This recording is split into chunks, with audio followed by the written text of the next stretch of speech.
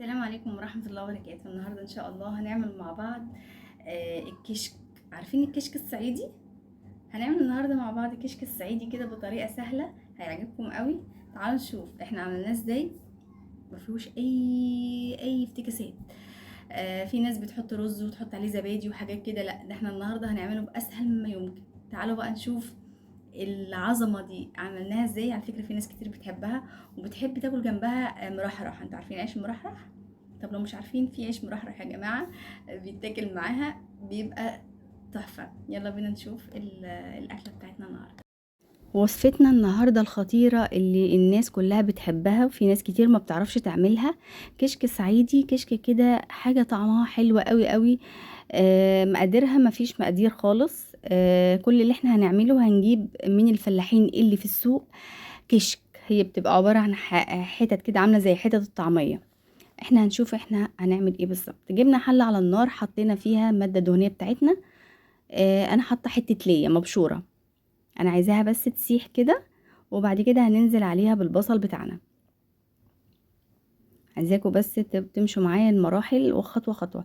ده الكشك بتاعنا. انا بجيبه بحط عليه مية سخنة بتغلي بغطيه وبسيبه بقى كده لحد نص ساعة ساعة، لحد ما اعمل البصلايه بتاعتي والموضوع بتاعي كده يعني بدايات الموضوع ببدا اعمله كده زي ما انتم شايفين، بس مستنيه الليه بتاعتي تسيح خالص. وبعد كده انزل عليها بالبصل بتاعنا وهنشوف مع بعض بالخطوات احنا بالظبط عملنا ايه، والموضوع ان شاء الله هيعجبكم قوي. لو عندكم بقى ليا في الفريزر بالمبشره كده تبشروا حته وتحطوها في الحله، هتبقى معاكم هتسيح بالمنظر اللي انتم شايفينه ده، وهتبداوا تشتغلوا بيها. بتدي للاكل طعم خطير بجد يا جماعه، هيعجبكم قوي. انا ما حبيتش بس اسرع الفيديو عشان فعلا في ناس كتير ما تعرفش الكشك اللي احنا بنعمله دوت. الناس كلها عارفه الكشك اللي هو بالرز وباللبن وبالكلام ده. نزلنا كده بالبصلايه وهنقلب كده الموضوع دوت، وهنحط بس شويه من الفلفل الاسود عشان يطعم لي البصلايه بتاعتي. البصلايه بتاعتي كده بس تدبل، انا عايزاها تدبل كده تاخد لون بسيط وتدبل زي ما احنا شايفين كده دبلت، خدت لون كده بسيط. نزلنا عليها بالكشك بتاعنا. ده الكشك اللي احنا جبناه، الوحدات اللي هي الكشك اللي احنا جبناه من عند الفلاح. هي بتبقى عامله زي حتة الطعميه كده، بتبقى شكل الطعميه بس لونها فاتح. بنجيبها بنحطها في ميه سخنه بتغلي، بننقعها كده في ميه سخنه بتغلي قبل العمايل بساعه، وبعدين بنشطفها وبنحطها كده في الحله على البصل بتاعنا. وبعد كده بنزل بالشوربه بتاعتنا، شوربه تكون حلوه كده وطعمها حلو. نحط مكعبين مرق كده نظبط الموضوع. نسيب بقى الكشك ده كده، نوطي النار عليه بس يغلي، ونوطي النار عليه ونسيبه يبقى يستوي كويس. يعني بياخد له بتاع ربع ساعة على النار كده سوا او اقل. وبعد وبنحط بقى الملح والمكعب المرق بتاعنا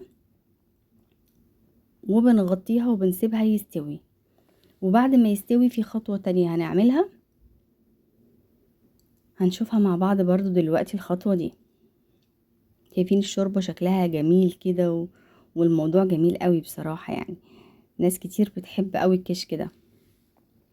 دي العلبة كده اللي انا كنت نقع فيها الكشك، حطيت فيها حبة من الشوربة، وهحط فيها 4 معالق من الكورن فلاور او النشا.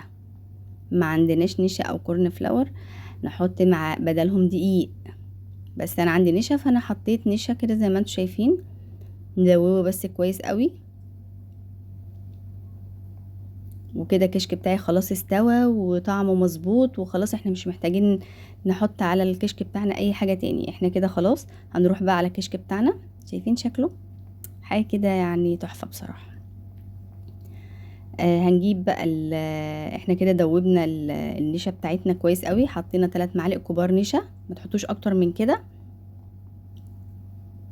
الكميه اللي في الحله كبيره كبيره، بس ما ينفعش يبقى مهلبيه يعني ولا رز بلبن، لا هو برضو بيبقى سايل بس بيبقى ليه قوام كده. هندوب بقى الحاجات الحلوه دي مع بعض كده لحد ما يديني القوام اللي انا عايزاه، ونطفي عليه ونغرف بقى واديها مرحرح بقى. ويعني حاجه عايزين تشربوه زي الشوربه كده، هو هايل. عايزين تاكلوه بمرحرح، انا بصراحه كنت جايبه مرحرح بس نسيت احطه معاه. هو كده بدأ يديني القوام اللي انا عايزاه. بصوا